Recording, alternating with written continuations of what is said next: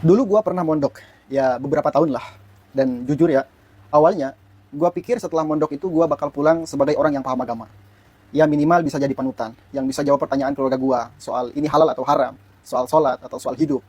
Tapi kenyataannya, pas gua pulang, yang ada malah blunder gitu. Gua bingung gitu. Karena di pesantren, kebanyakan dulu itu gua diajarin ilmu nahu, sorof, balagoh, dan lain-lain sebagainya gitu.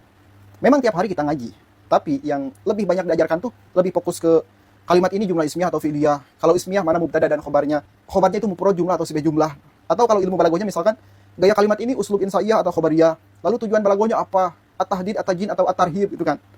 Dan dulu itu kalau gua bisa jawab pertanyaan itu tuh kayak wah, udah ngerasa paling pinter banget gitu soal ngajinya. Tapi realitanya, pemahaman pokok tentang agamanya itu hampir nol gitu.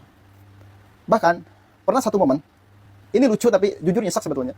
Ada orang yang nanya ke gua, kamu kan lulusan pesantren ya? Kalau zakat penghasilan itu wajib gak sih? Dan di situ gue cuma bisa senyum gitu. Ya karena gue sendiri gak yakin jawabnya apa. Dan akhirnya gue nanya ke diri gue sendiri, gue mondok itu buat apa sih sebenarnya? Kalau gue cuma diajarin alat gitu, tapi gak ngerti cara makainya. Ya gimana gue bisa survive di dunia luar gitu? Padahal realitanya, gak semua santri bakal jadi ahli tafsir. Gak semua santri bakal jadi ustadz atau kiai. Bahkan sebagian besar mereka akan balik ke masyarakat, akan kerja, nikah, jalanin hidup yang benar sesuai syariat Islam gitu kan. Ya minimal tahu mana halal mana haram tuh. Tahu gimana bersikap sama orang tua, tahu batasan dalam pergaulan, batasan dalam bisnis itu kan. Dan gue gak nyalain siapapun sebetulnya, tapi mungkin sistemnya yang perlu direnungin.